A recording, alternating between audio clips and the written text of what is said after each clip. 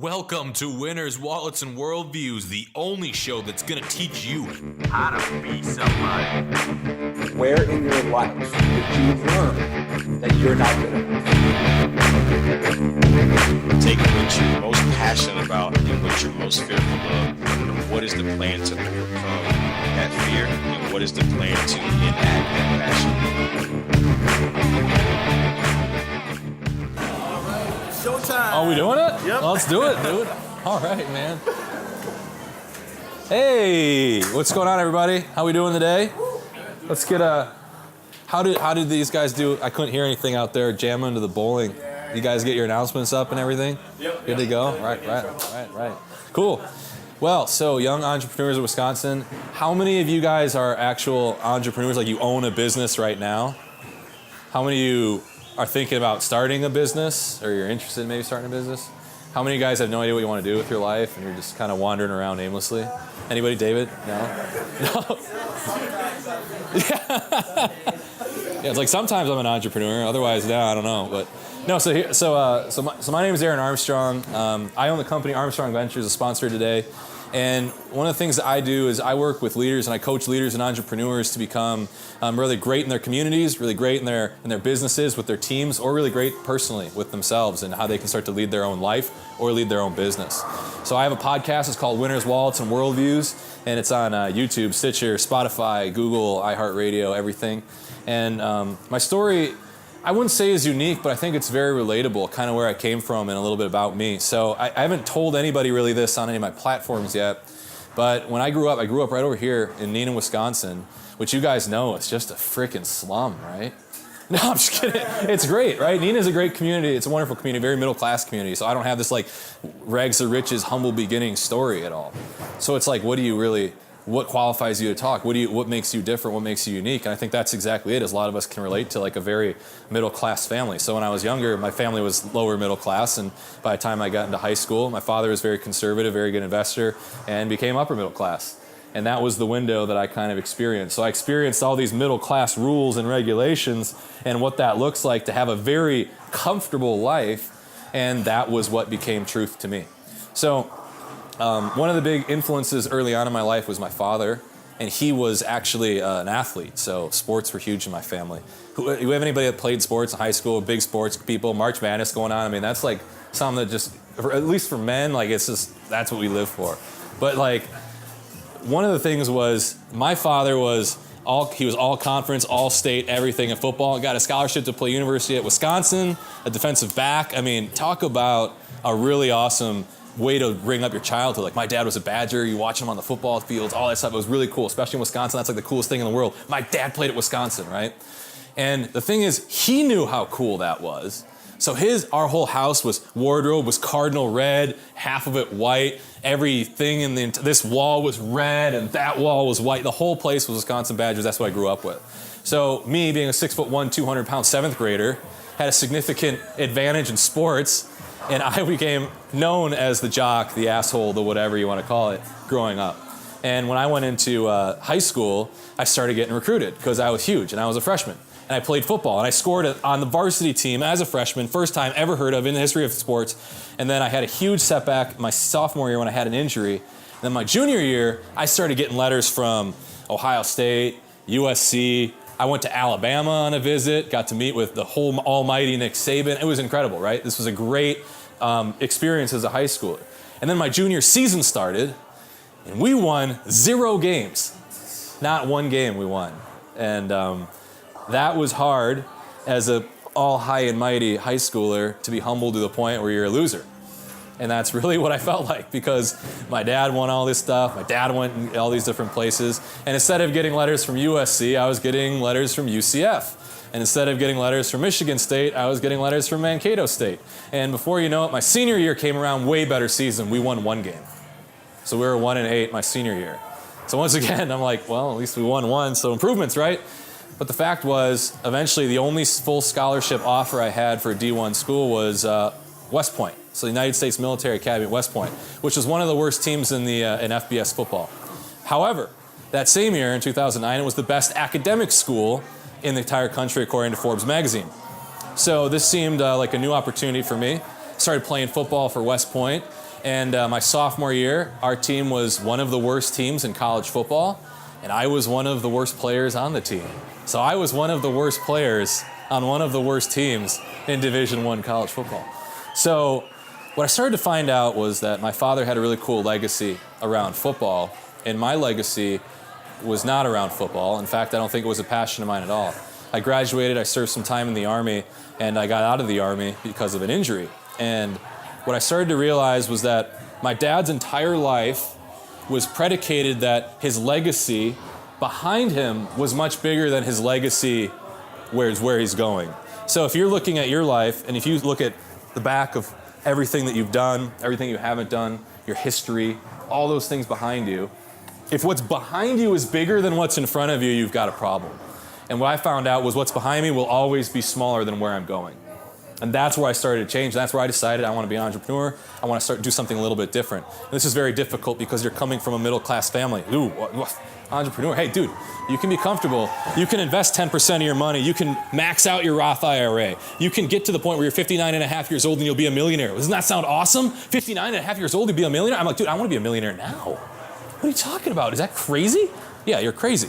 To somebody in the middle class, you're crazy. That's crazy. And when you're poor, sometimes it helps because you're like, I don't want this. I know I can get rid of it. But when you get just a little taste of comfort, like, well, it's not bad, being this middle class thing, understanding this life. And that's where I started to realize we need to go somewhere different. So when you want to start your business, where do you go? And that's what I want to talk to you guys a little bit about today is what's your business personality? And I'll talk about what this means in a second. So what I wanted to do was take what I call the three-way Venn diagram, if you can picture this. So we got a bubble up here, and this is what you're passionate about. How many entrepreneurs you guys know that are really passionate about something, but they're like the starving artist? Like no one wants to see your art. It's not very good. But you're really passionate about it. Now I'm talking about how important your passion is because you have to have a God-given passion to where you want to put your heart and soul into something so deep and so hard that your entire life feels like time standing still. That's how passionate you have to be about something. But that's 1/3 of it because you can be really passionate about something and then you can also really suck at it. So you want to have those two things combined. You want to have passion, and then you want to have your strengths. And we're going to talk a lot about strengths here today. And the third one that you want to have is you have your passions, you have your strengths, and you have what does the world actually need? What kind of value is there out there in what you're doing? And so many people have passion for something, and they might be very good at something, but it's not filling a market need. It's not filling somebody else's need. It's not creating value for someone. And that's where we want to have that trifecta. So you guys that raise your hands, we're business owners. Do you feel like you're doing something that you're passionate about? Raise your hand. So most of you guys, right? That's probably why you started your business. You want to do something that's incredible. Now, do you feel like you're really filling a market need? Okay, so good. So you're probably making some kind of money, which is a start. Now, what are your real strengths? So some of you guys raise your hand. David, what's up, man? What is your strength as a business? I'm putting you on the spot, dude. You run this place. Help businesses who struggle to generate new customers do so. Okay, so how's that one of your personal strengths? Because how many employees do you have right now? Just myself, and I work with various subcontractors. So you are your strength. Yep. Yeah. So here's what I want to talk about today. We're going to focus on strengths specifically. Because most of you guys are doing something you're passionate about. That's why you jumped into entrepreneurship in the first place. Most of you guys are feeling some type of value because hopefully money's coming in and you're going to get more of that money coming when you find out what you're really good at. And then you're going to start to really figure stuff out. So let's talk about strengths for a second. What are some of the types of things in your life that people have told you you're incredibly good at? And what are the types of things that you've seen in your life that really get results? Do you guys know that? Because these are the types of things you want to start to pull into your business. You want to start to pull into your model. And as an early stages entrepreneur, one of the most important things you're going to do is you are your business. And if you have not honed in on what you're really good at and break through an entire different direction, then it's going to be very difficult to be a leader. It's going to be very difficult to make money. So what does John C. Maxwell always says? Play your strengths. Peter Drucker says, play your strengths. I mean, how many other people you need to hear have say, play your strengths? So what are your strengths? Let's figure that out. So that's what we want to do here tonight. So one of the things that I learned early on was that when you're passionate about something, you're not necessarily good at it. So we talked about the starving artist, right? And the starving artist is it's an archetype. And that archetype is the person that does something that thinks the whole world wants this, but nobody needs it, and nobody does. It's not that nobody needs it, but they might not even be very good at it. So what we want to do is we want to figure out how we can actually get our businesses to that next level. So you guys know what a SWOT analysis is? Strengths, weaknesses, opportunities, threats. So this is something you'll want to do on your own business. If you're a consultant or you're working with a small business for whatever reasons, you want to go over what are your market strengths, what are your market weaknesses, what are your opportunities, what are your threats. And what we want to find out is what are your personal strengths? What are your individual strengths and how does that come out in your business? So once again, how many people did we have that are entrepreneurs in the group? And why did you become an entrepreneur, sir, in the back? Yeah. What's your name? Spencer. Spencer. Initially, a combination of freedom and money, not more so even passion, more so the ability to control more of my life. I would say that's one of the biggest things. And what's your business? I work with gyms. Initially, it was more just social media marketing in general, and now I niched into like gyms in particular. So, That's the main reason why. okay, so social media marketing, you work with gyms. What's your X factor? My X factor. Yeah, what makes you better than 99.9% of the world? I can't answer that. Why not? I don't think I've discovered that yet. Yeah. I really know. Understand. So that's called the X factor. Like I'm telling you guys, this is a weapon. When you find out what your X factor is, what is your superpower? Every single one of us has a superpower. We don't know it, but you have it. God gave it to you. You guys have a superpower. It's pretty incredible. So we got to dust that off, and we'll figure out what that superpower is. And your superpower is not only your superpower, it's your X factor, and your X factor becomes your UVP. Who knows what a UVP is? David. Unique value proposition. Your unique value proposition. What is unique, valuable, and how do you propose it? How do you make that something that other people can find and make valuable? So your UVP is going to be one of the biggest drivers. It's differentiation. How many of you guys heard that term, differentiation? What differentiates you from the marketplace? So if you're going to be a social media manager, you're going to be a social media manager for gyms, what's going to make you so much different? And I'm telling you what it's going to be. It's going to be your strengths. It's going to be those things within you. And how do you work on those strengths? It starts with working on yourself. And that's really where it starts. So as an early stages entrepreneur, you got to start looking internally first before you can manifest the external results. So one of the things that took me a while to realize was my business started off not very good. So I started off doing a little bit of real estate investing, which I found out was at wholesaling, which we weren't very good at. So real estate wholesaling we struggled with. Now we became landlords, much better at that. We did some rehab work, we were much better at that. And then we ended up trying to do some development work, which we're learning how to do now.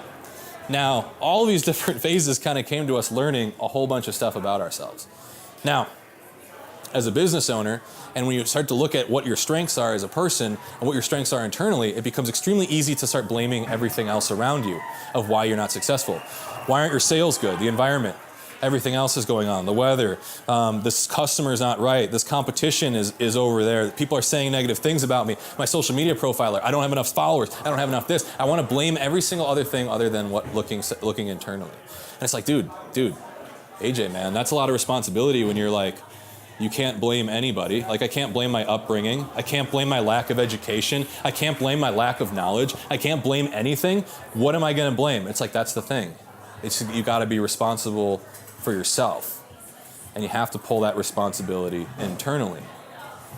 So when you can start to pull that responsibility internally, what else comes with responsibility? So you come with a lot of accountability. So you're accountable, so there's a lot more pressure and it's a lot more difficult, but what else do you have? You have power. So when you're responsible for something, you're held accountable, so it's stressful, but you have power, so you have control. And now when you have control of all the circumstances, I don't know something, I'm gonna go learn it. This isn't going the way I want it to go. What can I control and how can I change myself to be more valuable? How can I change my business to serve a need, to serve a purpose? What can I really do?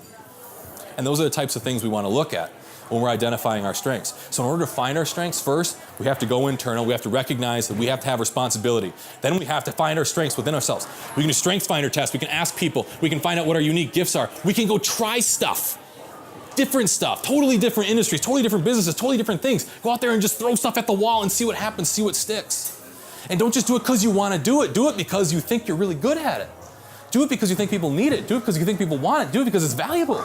But it's like, dude, hey, I want to talk. I want to be a social media influencer. I want to have a podcast. I want to do all this stuff. It's like, dude, are you even a good speaker? Do people want to hear what you have to say? I'm not trying to discourage you, but is that your superpower? Or is your superpower like, I'm really good at painting, or I'm really good at music, or I'm really good at acting, or I'm really good at film work, or I can really create something incredible? So when we go back to what our X factor is, it's going to come personally. It's going to come in personally like that. The other thing that I want to talk to you guys about is when you're starting to create what are your strengths and weaknesses, is you want to look at how is this product or service going to be better, or how is this product or service going to be faster, or how is this product or service going to be more cost effective? And if it's not doing one of those, at least one of those three, hopefully all three, you guys aren't going to be able to outbeat your competition in the long run. So as you're trying to distance yourself as an entrepreneur, it's going to be very difficult to reach that way. So the question is, when you're asking what your X factor is, the X factor is my internal strength, and the result of me applying that internal strength is going to be a more cost-effective product or service, a better product or service, or a faster product or service, and that is it. And that's what you guys want to do. So we figure out all those different things. So it depends. It doesn't matter where you are in your phase of an entrepreneur's journey. It doesn't matter if you just started. It doesn't matter if you don't know what you're doing yet. It doesn't matter if you're just killing it right now. There's always a way to get faster, more cost-effective, and better. I think those are the types of things you want to do. The only way you're going to get that is understanding your strengths and really getting to that next level. So when I started Armstrong Ventures, this was Mike, shout out Mike. This whole work right here. Oh, Mike. I'm looking at that camera, I'm like, Mike? I was over there. I'm like, Mike? No. I just like left. Yeah, shout out Mike. Yeah, but when we started this whole deal, Armstrong Ventures and everything that come with it, it took a lot of work to figure out, like, look, this whole real estate thing, it's my investment of choice, and I like it, and it's fun. I do other investments that I like and are fun, but it's not me the rest of my life. It's not where I'm going. What do I want to do? Storytelling. Well, I can speak? Well, I can make a movie. I don't know. Is that too distant of a dream? Let's freaking do it. And it's like, that's really where it comes to. What is my superpower? What is my gift? Taking really complex stuff and making it very simple so that other people can take the simple, apply it to their life, and eventually get to complex. And those are the types of things you have to start looking at internally in your own lives and your own businesses. And it's really hard to do at first, but it starts with, first of all, accepting full responsibility for everything. And then being able to say, what's the next step? How is this going to be better, faster, stronger? Is that like a Kanye song or something? I don't know. I don't know music, dude. I just know I play hillbilly honky tonk. That's what I do. But so this is the type of stuff that I want you guys to take away with today. Now, Armstrong Ventures has turned into a business where we work with leaders specifically, and leaders can be people of all different types. By the very definition of the word, it's someone breaking away and doing something different. How can you break away and do something very different if you don't have an X factor, if you're not unique, if you're not going in a direction delivering value? Because if you're not delivering value, it's not going to be coming back as much. You're not going to be getting that money coming back that you seek. You're not going to be getting the freedom coming back. And one of the hashtags I put on a lot of my stuff is money comes second. Because we want to become entrepreneurs, because we want to be financially free. We want to trade cryptocurrency because we can make money really quickly. We want to do all this different stuff for money. But really, guys, look internally. What is your gift? Present that gift. If it's a gift of value, it's coming from a place of value. It's coming from a place that's your gift, your strength. And it's also something that the world really needs and you're really passionate about. You're going to end up starting to see results follow through. Those results are going to come in the form of financial dollars. Dollars and cents. And that's what it's all about. So I want you guys to do something really quick. So one of the things I do is like a lot of you will forget almost everything that I just talked about tonight, almost completely. So what I want everybody to do is take out your phone real quick.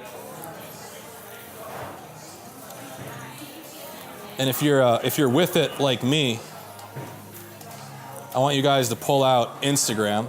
If you don't have Instagram, you can go to Facebook.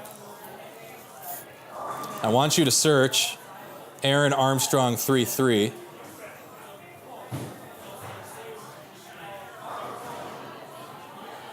And I want you guys to say follow. And I'm going to be reposting all this different stuff that you guys see to reinforce that message of becoming valuable, of contributing to people, of how I can improve my life, how I can improve my message. You can go to this website, you can follow everything about me. And it's not to be about me, it's about to be for you guys. So you guys can start to see hey, that's right, he talked about something like this. And there's people I follow that say the same thing 5, 6, 7, 8 times all the time. And it's that psychological reinforcement. You want to start programming it in. So these are the types of things I want you guys to look at as you want to improve your businesses. Now, I got some time here too where I want to ask you guys questions. I want you to ask me questions so we can hopefully get to the bottom of what your actual strengths are right now. We can get that out of the way and we can start taking massive action in the pursuit of our purpose and our passion right now today. So who wants to do that? I want to do that. I would love to do that. Would you like to do that? I'd love to do that. Let's do it. So what questions you guys got for me? What do you want to know about my story? What do you want to know? And how can I help you? How can I serve you? What can we do to make this incredibly successful in your business journey? Cody, please. Did you have any examples, like close by you growing up, that were entrepreneurs or business owners, or were you kind of first in the family type thing? Yeah. So my family was very like corporate. That was the system, right? So the system was, you go to college, you get your job, you get out of college, you take your money, hopefully it's a good job because you studied well, you tried to get your grades up, and then you get a good job. You got enough of a little cushion to where you can start putting that money away, and if compounding interest by the time you're 59 and a half years old, you're going to retire a millionaire. Sounds like a great steal. But here's the thing. I've gone and interviewed all sorts of different people on my podcast. I've gone and interviewed totally wealthy people all over the different country, and people that are like 65, 70, multi-millionaires. And I always ask them one question by the time I'm done talking to them, and I say, hey, you're 65 years old right now. Would you spend a certain amount of money to get 20 years of your life back? And every one of them says yes. I'm like, whoa, I didn't even tell you how much money to spend. They said all of it. I said, I didn't even tell you how many years. I just said 20-something years. And they said, it doesn't matter. That's how valuable time is to them. So people that have all the money in the world, they've done everything. They said, I would rather spend all of it to get my time back. And the problem with that is, what is retirement? Retirement is saying, I'm going to sacrifice all this time so I can have money, and there'll be a point in time in the future when I can start doing the things I love and care about and I'm really passionate about. Now, don't get me wrong, I'm not saying don't invest in retirement products or things like that if you believe in it, but what I am saying is don't waste your time, because 40 years of your life or 20 years of your life is a huge waste of your life, and time is the only commodity that we don't get back. I can make money back. I can hustle around this neighborhood and make money. I can't make time. So time is very important to me. So that's why I did not believe in that whole system of the middle class. And everybody in my whole family, most of the people in my mentors, people in my West Point network, all these different people, frown on being an entrepreneur because it's not certain. And certainty is very difficult to forecast with compounding interest over the course of 25 years. And that's why I don't really care about certainty, because I have certainty within myself. And with that certainty within yourself, you can be like, I don't really care what happens. You can throw whatever you want at me. I got the wind, I got the rain, I got the sunshine. I'll be fine. I can survive. That's really what it's all about. But people need their Rolls Royce, they need a tent, they need all this different stuff to survive. Those are the people that are weak. Because I can just make my freaking kindling right there, I'll start a fire, it's all good. So you gotta understand your resources and how resourceful you are, how confident you are with your own resources. Thanks for the question, Cody. Did that answer your question? Yeah, what's up? What's your name? Alexis. Alexis? When did you get like your confidence and everything back? Because I know when you said when you were in college and you're losing all the time and stuff like that, you're playing football. But then like when did you find that passion where you're just like, okay, I don't care what anybody else thinks because I know that I'm comfortable and I know what I'm doing with myself. Yeah. When I got out of the military in about 2016, that's when I woke up, because I had all the excuses in the world to blame stuff, right? So when I was in college, I had, the academy, which if you guys know about West Point, it's like really strict, really rigorous. It binds you, and it's like, I can't do any of this stuff because I got all these rules. And then I get out of the academy, I go in the Army, and it's the same thing. I'm like, the Army, I can't start a business, I can't do this, I can't do any of that because of the Army. Well, I get this knee injury, and they're like, all right, you're gonna be medically discharged, so your job is gone. And I'm like, well, who do I blame now? You're a civilian, you're free. Go do your thing. And I see a lot of people go through that when they like graduate college, or some people maybe graduate high school and they don't want to go to college, and they're just like, wait a minute, I'm free. Oh my gosh, I can't blame anything but myself. And that's where it's like really hard, because it's like, oh my gosh, I'm looking at myself internally, and that's when you come back and accept the responsibility. And when I started to get the confidence, I started to realize a couple things, and confidence comes from a couple different places. Number one, physiology.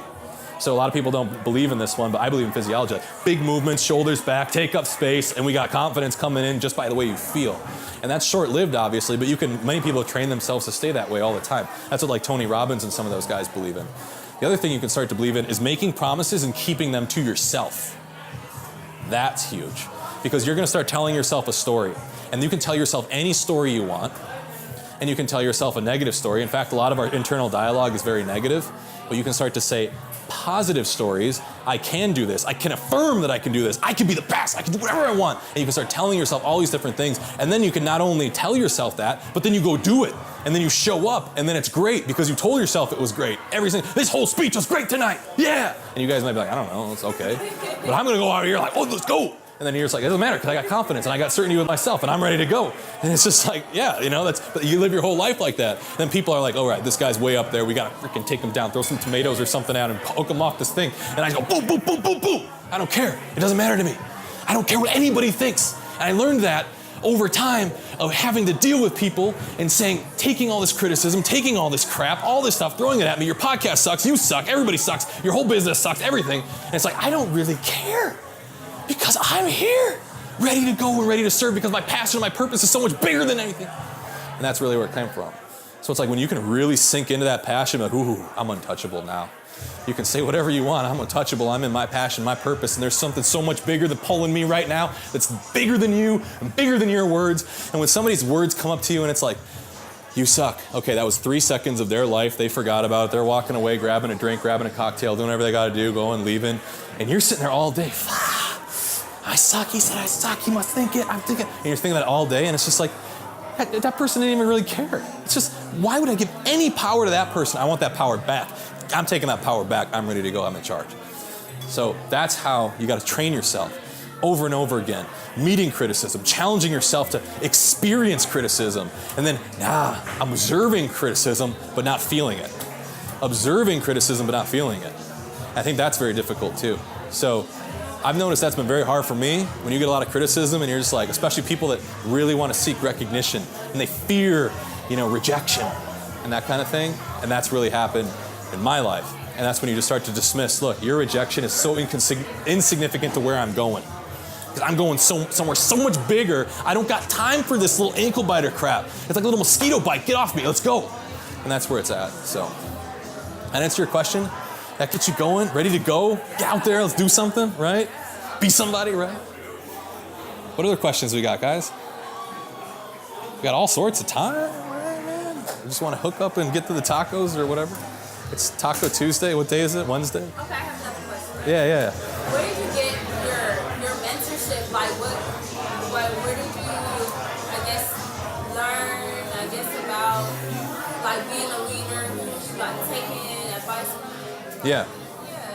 Well, so I was reading a book, and David likes this book as well. It's called Principles by Ray Dalio. And I didn't learn it from this book, but there's a good quote in this book, and they talk about bouncing opinions off of believable people, right? So what you want to look for is believable people in your life. So you have a mentor over here might be very believable financially, might know a lot about real estate.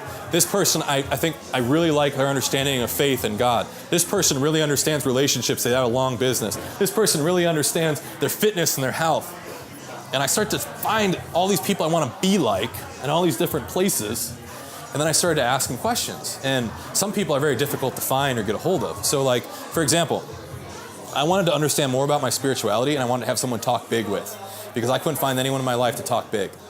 And that was the number one thing that got me. And I started, actually, Marissa, she schedules an appointment with me with some life coach out of Vancouver that she heard on a podcast. And she's like, dude, you just need to talk to this guy because I couldn't talk to my parents, I couldn't talk to my friends, I couldn't talk to my coworkers, anything about thinking big. Because everybody's just like, dude, you want to direct a movie? Okay, get in line. That's what everyone said. And I'm like, well, who can I talk to about this? Who can help me with this? So I hired a life coach. I spent $1,000 a month to hire this guy who's really helped me completely change my life.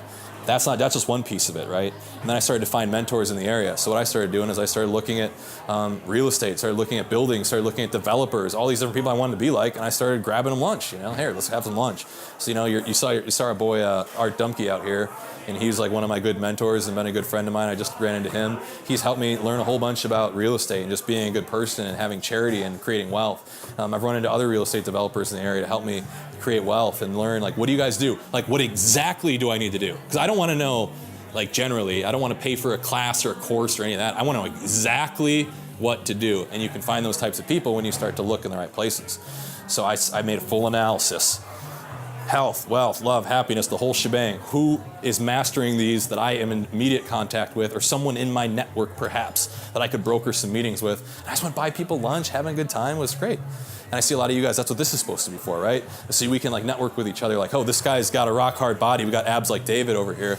So it's like, I want to talk to him about what his secret is, you know? And then it's like, you got this person over here that's like really killing it in the bank account. I want to talk, what's that guy's secret, right? And you want to start to figure all this stuff out. Like, so I don't know if that answers the question, but it was just like first understanding what you want, what's the result, what's the outcome, and then figure out who's accomplished this outcome, and how do I start brokering meetings with these types of people. And that really helped me, and I got a bunch of mentors all over the country doing some incredible stuff, and I learned a lot of leadership from my West Point network and friends and family that are in West Point. So like that was pretty helpful for me. Yeah, hell yeah. What's your strengths? What's your X factor? What's my X factor? I would say connecting with people. I feel like I have a special like connection with people. It's just, I don't know, I have to be around people. Like I love being by myself, but then there's something when I like when I'm with people that's special. Yeah. I can't define it. Like you're extroverted, you feel alive. Yeah, I feel like you said, that it's God given. It's like something that you can't explain, but You're in that sweet spot. we're connecting to someone on like a different level. The conversation just goes deeper than the weather. Yeah. So what's your next step? My next step, that's a great point. I think for me, it's building myself, like you said. Yeah. Building and like finding out how to like use my connection, use my strengths to like build my business and like just go further in life. So it's kind of like figuring myself out. Yep. Kind of. And I think that's the next thing. Yeah. So you got to start playing with your strengths, right? Yeah. So like if I don't know, all I know is I'm really good at connecting. I feel alive when I'm connecting with people. I'm just gonna go connect with people. And then you start doing it, and eventually you're like, wow, I can connect with people and make money, and you'll figure that out later, but it'll show up, and you'll just be like, wow, I can do this like networking thing and start connecting and get an idea from this dude and that girl and all this stuff, and you can start to come up with it. This is a very common, and you guys are all heroes, and one of my leadership philosophies is everyone's on the hero's journey, right? You're all on the hero's journey. Most people will be stopped. They'll go with the crowd. They'll be the herd of the buffalo. So the Native Americans used to actually run the head buffalo off of a cliff.